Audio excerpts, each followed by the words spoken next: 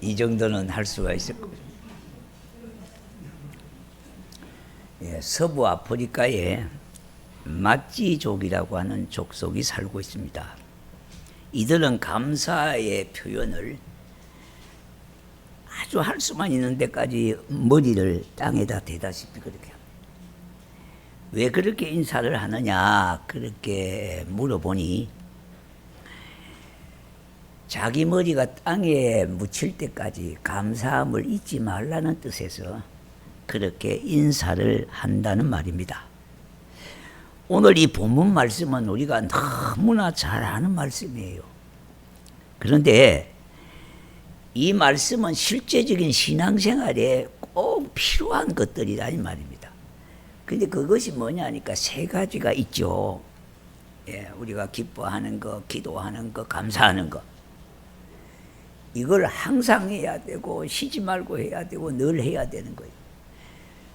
그러니까 이 세 가지는 신앙생활에 필수적인 거다 이 말입니다. 예. 그래서 오늘도 우리가 말씀을 듣기 전에 대개 얼굴을 보니까 은혜가 됩니다. 그래 인상 찡그리고 그래 살지 마라 이 말이죠. 왕짜증을 담고 살지 마라 이 말입니다. 막 그냥 화가 난 그런 분노에 잔이 넘치도록 그렇게 품고 살지 말라는 겁니다. 결과적으로는 자기에게 다 손해예요.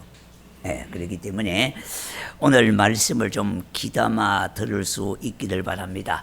그래서 이것은 실제적인 것을 말씀하고 있는데요. 자, 오늘 18절 이전에 보니까 12절부터 우리가 대충 요약해서 설명을 들어야 왜 하나님께서 이렇게 말씀하셨는지를 알 수가 있게 되고 이해가 쉽게 되어지는 겁니다. 12절과 13절에 보니까 자신을 다스리고 권하는 자 곧 교역자들의 수고를 잊지 말고 서로 사랑하며 한목해야 할 것을 가르치고 있습니다. 자, 여러분 교역자들의 수고를 당연히 여기시면 또 안 돼요. 교회에서 월급 받는데 뭐 당연히 이렇게 여기시면 안 돼요. 예, 감사한 거는 감사한 것으로 돌려야 돼요. 자, 우리가 부부간에도 마찬가지입니다. 가장 가까운 사람들이 감사함을 잊어버리고 살아요. 부부니까. 또 교회도 마찬가지입니다. 한 교인이니까 감사하는 것은 당연히 그렇게 생각하고 내가 도움을 받아도 감사는커녕 당연히 교인이니까 해줘야 된다. 이런 식으로 가볍게 여기는 자들이 있다 이 말입니다. 그거는 아니라는 거죠. 그리고 이제 15절에 보니까 이런 말이 있습니다. 불신자의 행동에 대해 인내하는 마음을 가지고요. 그리고 규모 없는 사람들 곧 게으르고 분별력이 없는 자들에게 훈계를 해주고 또 약한 사람들을 격려하고 연약한 자를 도와주라고 그랬습니다. 자, 이렇게 말씀하시고 이제 오늘 이 18절의 말씀을 하고 있는 거예요. 자, 그렇다면은요, 성경은 결론적으로 말하면은 악을 악으로 갚지 말고 선으로 갚으라는 거죠.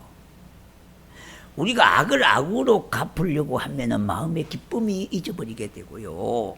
기도가 안 돼요. 감사하기는커녕 원망과 불평 속에 살 수밖에 없다 이 말입니다. 그러니까 우리 앞에 악한 일들이 있지만은 그것을 뭡니까? 선으로 극복하는 그것이 지혜로운 일이고 그것이 내가 승리하는 비결이고 기도와 기쁨과 감사가 내게서 중단됨이 없게 되어지는 거예요. 이렇게 하는 것이 하나님의 사랑이고 하나님의 뜻을 실천하는 것이다 이 말입니다. 자, 가정의 달을 맞이해서 5월이제요. 5월은 우리가 감사한 일이 많잖아요. 이 땅에 어린아이를 주신 것에 대해서 감사하고 이 땅에 부모를 두게 하신 것도 감사하고 우리 스승을 만나게 좋은 스승을 만나게 한 것도 감사하고 내 인생에 그야말로 도우미가 되게 하신 것도 감사하고 또 좋은 부부가 만나게 된 것도 감사하고 그리고 한 교우로 한 믿음의 공동체 안에서 교우가 된 것을 감사하고 이렇게 감사한 일이 많은 달이 바로 5월이에요. 그러니까 5월은 전반기의 감사의 달이라고 해도 과언이 아니에요. 자, 그런데 문제는 뭐냐 하니까 가까운 사람들끼리 감사를 잊어버리고 산다는 거예요. 회복하셔야 될 거예요. 예. 자, 우리가 살아가는 삶에는 두 가지 표본이 있습니다. 하나는요, 하나님께 감사하며 살아가는 인생이 있고, 또 하나는 하나님의 은혜를 망각하는 탕자처럼 살아가는 사람들이 있다 이 말입니다. 자, 그런데 우리는 이 감사하다고 하는 말을 단순하게 입으로 감사해서 됐어 이렇게 아니에요. 감사해서 됐지 이렇게 하는 게 아니에요. 입으로 단순하게 하는 감사가 아니라 우리 믿는 성도들은요, 하나님 앞에 예배하고 경배하고 찬양하고 헌신하는 것을 말하는 거예요. 자, 이를 구체적으로 우리가 표현한다면은 하나님께서 내 자녀를 주신 것에 대해서 감사, 물질을 주신 것에 대해서 감사, 양식, 의식주를 주신 것에 대해서 감사, 좋은 학교, 좋은 직장, 좋은 배우자를 주신 것에 대해서 감사할 때에 여러 종류의 감사가 있을 수가 있다 이 말입니다. 자, 그런데 이것보다 더 차원이 높은 감사가 있어요. 어떤 감사냐 하니까 바로 나를 천국 백성 삼아주신 것에 대해서 감사. 나 같은 죄인을 구원해 주셔서 하나님의 백성 삼아주신 것에 대해서 감사함이 있게 되어지는 거예요. 그래서 하나님 앞에 하나님의 백성이니까 나와서 사제의 은총 가운데 감사로 제사를 드릴 수가 있는 사람이 되어진 거, 감사한 일이라는 겁니다. 매년 5월은요, 가정의 달을 맞이해서 우리가 돌이켜 보면은요, 부족한 것도 많았고 고통스러운 일들도 있었어요. 뿐만 아니라 아쉬운 일들이 있지 않았습니까?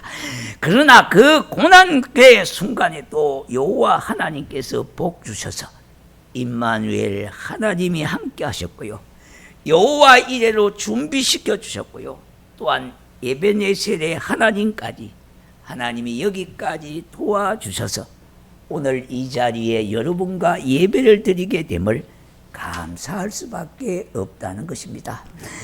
오늘 이 자리에서부터 나의 삶에 감사가 있게 하십시다.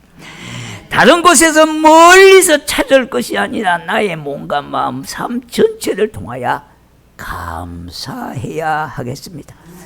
이것이 우리를 향하신 하나님의 뜻이기 때문에 그런 거예요. 이러므로 감사를 중심하는 신앙과 감사를 기초하는 신앙의 정신은 건전하고 건강하고 아름다운 것이라는 겁니다. 자, 감사 없는 사상 때문에 무신론이 탄생했습니다. 공산주의는요, 감사가 없어요. 10년 동안 우리가 그렇게 퍼져도요, 감사는커녕 핵으로 이어가고 남한을 불바다를 만든다고 자꾸 엄포를 놓고 있다는 거예요. 예. 그러니까 10년을 퍼져봐야 아무런 소용이 없어요. 돌아오는 것은 엄포밖에 없어요. 그러니까 바로 이 감사 없는 사상이 무신론의 사상이 되어졌고요, 탄생이 되어졌고 공산주의가 여기서 나왔다는 겁니다. 감사 없는 정신 때문에 교만과 반역과 변망들이 판을 치게 되어지는 거예요. 자, 여러분, 오늘 우리가 누구 때문에 이만큼 대한민국이 살았습니까? 이 감사를 쉽게 잊어버리는 것이 있어요. 이렇게 변망덕하고요, 우리가 좀 살만하니까 교만하고 고개를 쳐들고 하는 일이 얼마나 많습니까? 하나님을 멀리하는 반역의 행위들이 얼마나 많냐. 결국 감사 없는 생활은 개인을 망치고 가정을 파괴하고 사회는 갈 길을 잃고 마는 겁니다. 우리 모두는 감사하는 자가 되십시다. 부부간에도 감사하는 자가 되어야 하고요, 가족간에도 교우간에도 서로가 감사하는 마음을 가지고 감사를 실천하는 자가 되셔야 되는 겁니다. 이러므로 감사하는 가정은요, 천국이나 불평엄망하고 그렇게 하는 데는 생지옥과 같은 곳입니다. 그럼 행복한 삶은 어떤 것인지를 구체적으로 몇 가지로 알아보고자 합니다. 행복한 삶은요, 자세에 있습니다. 행복한 삶은 자세, 태도와 마음가짐에 있다는 겁니다. 성도는 하나님의 뜻이 무엇인지를 깨달아 그 뜻에 맞는 생활을 해야 되는데요. 그럼 한번 계산해 보십시다. 하나님이 지으신 이 지구에서 공기를 마음껏 마시고요, 땅을 밟고 다니면서 땅에서 솟아오는 물을 마시고 아름다운 지구 이곳저곳을 구경을 하는 것. 그런데 이것을 돈으로 환산한다면은 엄청난 금액이 되지 않겠습니까? 당연히 내가 오늘도 이 지구상에서 살아간다는 것만으로 감사하는 자가 되지 않겠습니까? 이것을 진짜로 아는 사람이 중요한 거예요. 우리는 그냥 겉으로 아는 것이 중요한 거 아니에요? 이론적으로 아는 게 중요한 게 아니란 말입니다. 우리의 삶 전체로 정말로 참으로 감사하는 심령이 되게 되는 것, 이것이 중요하다 이 말입니다. 감사는요, 성숙한 신자가 드리는 태도예요. 그 사람이 삶 속에 얼마나 감사함이 있느냐, 신앙의 성숙도를 표한다 이 말입니다. 먼저 우리는 하나님의 은혜를 알아야 하는 것이고요, 우리 하나님의 은혜를 여러 가지로 아는 것이 있습니다. 지식적으로 아는 것도 있고요, 몸소 경험을 통해서 그 은혜를 알아 감사함을 살해하는 경우가 있습니다. 어쩌면 가장 가까운 부모와 자식 간에도 감사함은 너무나 당연히 여기는 거요. 우리가 부모와 자식 간에도 감사함을 당연히 여기시면 안 돼요. 더더군다나 부부간에도 마찬가지고요, 형제간에도 마찬가지고, 우리가 가깝다고 하는 것 때문에 당연히 여기시고 때로는 그걸 가볍게 치부하는 경향이 있어요. 뿐만 아니라 쉽게 잊어버리게 된다는 겁니다. 무엇보다도 성도는 하나님의 은혜를 입으로 자세로 고백할 줄을 알아야 하는 겁니다. 정말로 우리는 입으로도 고백해야 되고 우리의 삶 전체를 통해서 고백할 수가 있어야 되는 거예요. 누가복음 17장 17절에 보니까 10명의 나병 환자들이 고침을 받았습니다만 주께 감사를 드리는 자는 한 사람뿐이라고 그랬습니다. 그러므로 주님은 뭐라고 그랬습니까? 9은 어디 있느냐 하신 거예요. 그리고 만일에 어떠한 상황이 벌어진다고 하더라도 그럼에도 감사할 수가 있는 사람, 그곳에 하나님의 기적을 보게 된다는 거예요. 비록 몸이 아플지라도, 비록 내가 가진 것이 부족하고 가난하더라도, 내 얼굴이 못났다고 하더라도, 가진 것이 부족하고 직장을 잃었다고 하더라도, 사업이 시원치 않다고 하더라도, 여기에 감사할 수 있는 사람에게 하나님의 기적은 보게 된다는 거예요. 무화과 열매가 무성하지 못해도요, 포도나무에 소출이 적어도 애안간에 송아지가 없어도 나는 구원의 하나님으로 인하여 기뻐하리라 했습니다. 시편 116편 12절에 여호와께서 내게 주신 은혜를 무엇으로 보답할꼬? 이렇게 감사하는 자가 행복한 자가 되는 거예요. 그러므로 행복은 더 많은 것을 소유한 것이 아니라 하나님하고의 나의 태도와 자세에 달려 있어요. 다시 말씀드리자면 하나님과 나와의 관계 속에 있다는 겁니다. 그래서 행복을 소유라고 자꾸 생각하시면 안 돼요. 오늘 우리가 예수 믿는 분들도요, 물질의 소유가 필요 없는 것은 아니에요. 당연히 필요하죠. 왜? 생활에 그만큼 여유와 윤택을 주니까요. 그렇지만은 그것이 전부가 아니고 그것 자체가 행복이 아니라는 말입니다. 내 마음의 태도와 자세와 마음가짐과 하나님하고의 관계가 중요해. 여기에 행복을 찾아야 돼요. 두 번째는 행복한 삶은 감사 생활에 있습니다. 그러므로 우리가 더욱 풍성한 삶을 원한다면 감사해야 되겠습니다. 아무것도 가진 것이 없어도 감사할 줄 아는 사람은 참으로 삶을 풍요롭게 사는 것입니다. 없는데 자꾸 자꾸 없다고 하면은요, 그 말이 씨가 돼가지고 완전히 씨가 말라지게 되는 거예요. 없어도 자꾸 하나님 은혜 감사하고 풍성한 하나님을 찾으면은요, 그 씨가 바루가 돼가지고 자라게 되지고 열매를 맺게 되고 그것을 내가 소출로 따먹게 되지는 거예요. 왜? 말에는 씨가 있기 때문에 그래요. 그러나 모든 것을 가져도 감사할 줄 모르는 사람은 지극히 가난한 자가 되는 겁니다. 옛날에 어떤 부자가 있었습니다. 돈은 많이 있는데 자식이 없어요. 그러니까 웃을 일이 별로 없는 겁니다. 여러분, 손주, 손녀들이 얼마나 기쁨을 줍니까? 그죠? 예. 경험 안 하시면 잘 몰라요. 예. 저도 없을 때는 그랬어요. 뭘 그걸 가지고 그렇게 화면을 띄우고 말이요. 켜기만 하면은 나오고 말이요. 그래서 내가 그걸 별로 안 좋게 생각했는데, 실제 당사가 되니까, 참. 예. 그러니까 자식이 있어야 웃을 일이 있고요. 예, 그래서 심심하던 차에 말을 타고 여행을 떠나게 됐습니다. 그런데 저 멀리 보니까 어떤 무리들이 춤을 추고 있는 거예요. 그래서 점점 가까이 가봤어요. 가보니까 옷차림은 거지 남유한 거지 복장을 하고 그렇게 신이 나서 춤을 추고 노래하면서 있는 거예요. 그래서 그 옆에 있는 한 사람한테 물었습니다. 어떻게 당신네들은 무엇이 그렇게 기뻐서 그렇게 신나게 춤을 추고 있습니까? 그렇게 하니까 거지가 대답을 했습니다. 첫째는 하나님께서 나를 지으실 때에 하등 동물로 만들지 아니하고 사람으로 지어준 것을 참으로 감사해서 기뻐 춤을 춥니다.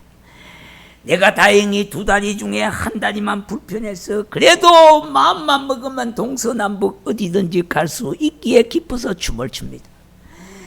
또 3번째는 나를 부러워하는 사람은 지금은 없겠지요. 거지를 보고 누가 부러워하겠습니까? 그러나 내가 죽으면 하나님 품에 안길 것을 생각하니 너무나 좋아서 춤을 추고 있습니다. 이렇게 얘기를 하더라는 겁니다. 그래서 이 부자가 충격을 받았어요. 아, 그렇구나.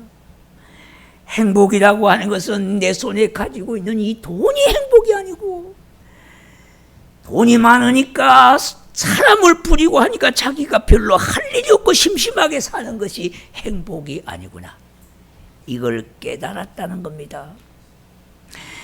로마서 12장 12절에 보니까 소망 중에 즐거워하며 환난 중에 참으며 기도에 항상 힘쓰며, 저와 여러분들은 이 땅을 살아가며 신앙적인 안목으로 보면요, 감사할 것이 이루 말할 수가 없는 겁니다. 첫째는요, 나를 구원의 백성 되게 선택하신 것. 2번째는 내 죄를 용서해 주셔서 하나님의 백성 삼으셔서 구원의 자녀가 되게 하신 것. 3번째는 내게 예수의 생명으로 귀한 생명을 주셔서 죽은 자 가운데 예수의 부활의 소망을 품고 살 수 있게 하시니 감사하고요. 4번째는 믿음을 따라 사명을 지키게 하심을 감사합니다. 그러나 우리들은 현실의 삶에서 너무나 감사를 잊고요, 살아가는 현상들을 보게 되는 겁니다. 좀 오래된 이야기인데요, 지금은 철저하게 대비를 해놔가지고 한강 다리에서 뛰어내리는 분들이 많이 적어졌어요. 거의 없어요. 근데 몇 년 전만 해도 뛰어내리는 사람이 심상찮게 있었어요. 잊어버리려고 하면 또 한 사람 때리고, 또 잊어버리려고 하면 남녀가 그냥 안고 떨어지고 이렇게 있었어요. 근데 신문 보도에도 나온 겁니다. 이거요. 방송에도 나온 일입니다. 그 사건을 이렇습니다. 한강에 다리에서 때려 내려갖고 포류하는 사람을 구해줬어요. 119 소방서 와가지고 소방령을 타갖고 건넜습니다. 구해줬습니다. 그런데 여자분이 하는 말이, 그 소방관을 보고 하는 말이, 왜 나를 구해줬느냐고 하면서 욕을 하더라는 겁니다. 자, 여러분 보십시오.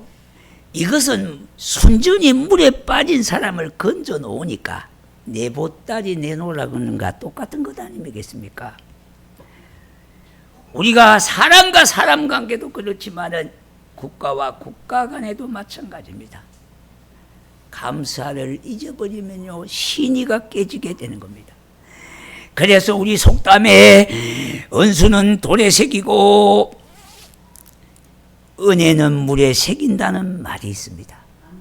이게 아멘을 이건 할 건 아니에요. 네. 잘 들어보고 아멘 하셔야 돼요. 네. 거꾸로 하셔야 아멘 해야 돼요. 이거 진짜 은혜는 돌에 새기고요, 은수는 물에 새겨야 되는데 우리는 거꾸로 붙잡고 있으니까 죽을 때까지 잊질 못합니다. 예수 안 믿는 사람은요, 잊자 한 잔술에 잊자 하면서 잊어버리는 경향이 많은데 예수 믿는다고 하면서도 잊지를 못했어요. 평생 은수로 품고 산다면 내 신앙이 첫째 병이 들고요, 기도가 막히게 되는 겁니다. 결국 내가 이 땅에 사는 날 동안 지옥과 같은 삶을 살다가 가는 거예요. 잊어버리셔야 돼요. 우리 성도 간에도 감사함에 대해서 너무 쉽게 가볍게 여긴다는 겁니다. 왜 그런가 하면 한 교회 다니니까 더 아무렇게나 하거나 당연하게 여겨요. 왜? 한 교인이니까. 교인 간에도 지킬 예절은 있어요. 예의는 있다 이 말입니다. 격은 있다 이 말입니다. 예. 뿐만 아니라 감사함은 말로나 삶으로 표현되어지는 것이 중요합니다. 그런데 우리는 사소한 것은 쉽게 잊고요, 감사하기는 그냥 당연하게 여기는 것은 신앙인으로 자세가 절대 아닌 겁니다. 셰익스피어는 여기에 대해서 이런 말을 합니다. 감사를 모르는 사람은 짐승과 같고 땅에 기어다니는 하등 동물보다 못하다고 했어요. 이거 제가 한 말이 아닙니다. 여기에 감정 가질 사람 아무도 없어요. 이거 제가 한 말이 아니에요. 근데 이게 성경적이라. 그래서 제가 얘기한 거예요. 서울대학에 어느 유명한 교수가 있어요. 이 교수가 이런 말 있어요. 우리가 한번 가만히 보십시오. 여러분 모여서 하는 대화, 일상 속에서 하는 이야기, 부부가 같이 하는 이야기, 형제간들이 같이 이야기하는 거, 친구와 친구 간에 이야기하는 거, 요새 동창애들 말이 많잖아요. 동창애들이 모여서 하는 얘기를 들어봐요. 주가 이런 주제입니다. 나. 자기 개인에 집중됐어요. 주제가 그렇다는 겁니다. 대다수 대화의 내용의 주제가 그런 내용이라는 겁니다. 앞으로 가면 갈수록 다 심화된다는 거예요, 이게요. 그러니까 가까이 부모도, 스승도, 이웃도 안 보이고, 나만 보이고, 내 개인만 보이고, 내 집만 보이고요, 내 가정만 보이고, 내 남편만 보이고, 내 아내만 보여요. 좋은 점도 있지만은 정말로 극도로 개인주의가 발전될 수밖에 없다는 것입니다. 이것은 가면 갈수록 더 심화되어져서 스승과 제자의 근위도 떨어져 버렸어요. 요새 애들은요, 선생 패는 걸 우습게 패버리잖아요. 요새 자식들이 부모한테 대드는 거예요. 이거 뭐 옛날 같으면 공자왈 이러면요 다 질서가 잡혔는데 요새는 다 공자왈이 다 날라가 없어요. 예. 요새는 다 일촌이고 수평이고, 요새는 친구가, 또래 친구가 없어요. 나하고 뜻이 맞으면 저 청년도 내 친구가 될 수 있어요. 세상이 이렇게 가치관이 바뀌었습니다. 그러니까 국가와 공동체도 이와 같은 현상들이 심화되다 보니까 지금 중심을 못 잡잖아요. 혼란스럽다. 열에 열 사람 생각이 다 같지 않아요. 다 틀려 있어요. 특별히 이 교회는 더 그렇단 말입니다. 유튜브를 통해서 자기의 스승을 두고 있기 때문에 목사님이 강단에서 이 얘기하는 말씀하시는 거에 귀에 안 들어가. 왜? 내가 원하는 스승을 유튜브를 통해서 다 듣고 있어요. 다 거기에 채널을 고정하고 있기 때문에. 이게 비극 중에 비극이에요. 이 말은 어떤 말이냐 하니까 좋은 말만 듣지, 내게 도움이 되는 말만 듣고 내게 유익이 되는 말만 듣지 쓴 소리는 안 듣는다는 거예요. 약이 쓰듯이요, 쓴 소리도 필요할 때가 있어요. 그런데 우리는 당나귀 기가 돼가지고요, 다 고급스러운 말만 듣고요, 편안한 말만 듣고 내게 유익한 말만 듣고 내게 도움이 되는 말만 듣고 있으니까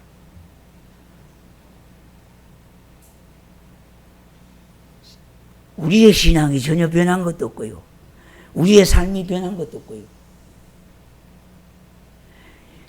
예수님께서 말세가 되면은 기가 간지러워서 자기 스승을 두고 산다. 똑같은 현상 아닙니까? 똑같은 현상이요. 여러분, 할 수만 있으면은 유튜브는요, 스마트폰은 주일에는 좀 금식할 수 있도록 교회 가져올 때는 놔두고 가져오는 경우도 좋고요. 가져오시더라도 무음으로 해놓고 점심 드시고 절 칼짝에 펴보시고 이래 해야지. 대놓고 들고 다니시면 안 돼요, 교회에서는. 네? 우리가 기계도 금식을 해야 제대로 돌아가요. 마찬가지입니다. 하나님에 더 집중하기 위해서요, 너무 급한 일이 아니면은 살펴보지 말라는 겁니다. 네? 그래서 예배에 방해도 되지 말게 해야 된다 이 말입니다. 세상은 이리저리 변하고요, 가진 명예도 부와 건강도 한때는 지나가는 뭡니까? 물거품이에요. 남는 것은, 끝까지 남는 것은 믿음과 감사뿐인 것을 명심하시기 바랍니다. 세 번째는요, 행복한 자의 삶은 감사가 넘치는 겁니다. 감사가 행복의 은천이라면은요, 평안은 감사의 나무에 맺히는 아름다운 꽃이라 그랬어요. 이러므로 감사는 우리가 당연히 해야 될 의무라고 했습니다. 인생을 성공적으로 살아가는 사람은 어떤 사람일까요? 그것은 주의 은혜에 보답할 줄 아는 사람, 내게 주신 하나님의 은혜에 보답할 줄 아는 사람이 제대로 인생을 살아가는 사람이에요. 하나님의 은혜를 알고 교회와 이웃과 사회에 보답할 줄 아는 삶이 영적으로 균형 잡힌 생활이요, 참으로 풍요한 삶을 살아가는 자가 되어지는 거예요. 성경에는 뭐라 그랬습니까? 받는 자가 복된 것이 아니고, 부유한 자가 아니고, 주는 자가 복되고 부유한 자가 되어지는 거예요. 그래서 여러분, 우리 아름다운 교회는요, 처음부터 감사하니까 남의 도움을 안 받은 교회가 우리 교회예요. 우리 교회는 개척교회 때부터 노회 지원을 안 받은 교회예요. 네. 제가 와서부터 30년 전부터 지원받는 교회는 지금까지도 지원받아요. 할 수만 있으면 주는 자가 복이 되고요, 받는 자가 복이 되는 게 절대 아니에요. 그러니까 우리가 가난한 사람을 도와줘도요, 제대로 못 도와주면은 돈 잃고 사람 잃어요. 네? 모든 어떤 신앙을 물질로 대입해서는 절대 안 돼요. 신앙이 안 가면요, 아무리 소용없어요. 예. 그래서 우리가 이 말씀을 꼭 기억해야 합니다. 신앙생활은 하나님의 은혜를 깨닫고요, 주께 받은 은혜를 무엇으로 보답하는 삶이 생활이 신앙생활이에요. 뿐만 아니라 하나님 앞에 드리는 향기로운 제물이 감사가 되는 거예요. 감사를 얘기하면 꼭 물질로만 생각하지 마셔야 돼요. 마음이 있는 곳에는 물질이 있기 때문에 그것도 포함이 돼요. 그러나 그것이 전부가 아니라는 거예요. 우리가 가진 것이 없으면 어떻게 하나님 앞에 드릴 수가 있겠습니까? 그러나 감사하는 심령은 되고 감사하는 삶을 살 수는 있잖아요.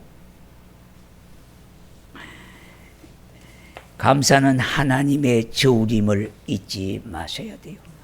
하나님이 우리 신앙을 저울질할 때에 감사가 어느 정도 있느냐를 보시는 거예요. 원망과 불평을 하고 짜증만 내고 그렇게 살아간다면은 하나님 저울이 이렇게 짝지워지게 되는 겁니다. 남은 금년을 내다보면서 앞으로 남은 기간을 더욱 감사함으로 매진해야 하겠습니다. 감사에 반대되는 것은 불평하는 거, 남을 탓하고 원망하는 거요. 그런데 교회는 감사가 충만한 공동체가 되어야 하는 겁니다. 감사의 공동체가 되줄 수밖에 없는 것이요. 하나님의 은혜로 말미암아 구원을 받았기 때문에 감사할 수밖에 없잖아요. 그 사람들이 모인 무리가 교회 공동체예요. 이러므로 교회는 천국의 모형이요 지점이라 그럽니다. 미국의 부흥사 토리 박사라고 하는 분이 있어요. 유명하신 분인데요. 성령 충만함이 감사 충만함이라 그랬어요. 성령 충만하다가 하면서 맨날 화나 내고 분노나 내고 싸움질이나 하면 이게 성령 충만이고 악령 충만이에요. 예? 여러분 착각을 하시면 안 돼요. 감사하는 심령 속에는 하나님의 은혜가 있고 평안이 있고요. 기쁨이 넘쳐나게 되고 감사가 절로 나오게 돼 있어요. 감사가 떠난 사람과 가정이나 교회는 다툼과 원망과 불평과 가득하고요. 행복은 저 멀리 사라지게 마야 되는 것이고 신앙은 병들게 되어지는 겁니다. 이제부터라도 아름다운 교회 모든 성도는요. 감사의 문화, 감사의 언어, 감사의 생활이 이루어지도록 애쓰고 기도하고 삶으로 생활로 실천해야 하겠습니다. 마지막까지 남는 것은 이것밖에 없어요.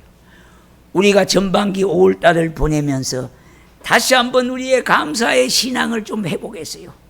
가까운 데서부터 감사를 찾아보십시다. 당연히 여기지 말고요. 가볍게 여기지 말고 쉽게 잊어버리지 말고요. 예?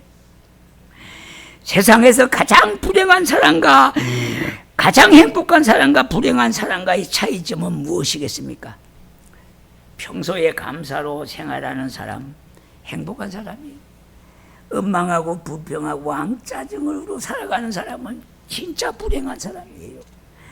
시편 50편 23절요. 감사로 제사를 드리는 자가 나를 영화롭게 하나니 그의 행위를 옳게 하는 자에게 내가 구원의 하나님의 구원을 보이리라. 이렇게 말씀합니다. 자, 오늘 말씀을 우리 맺고요.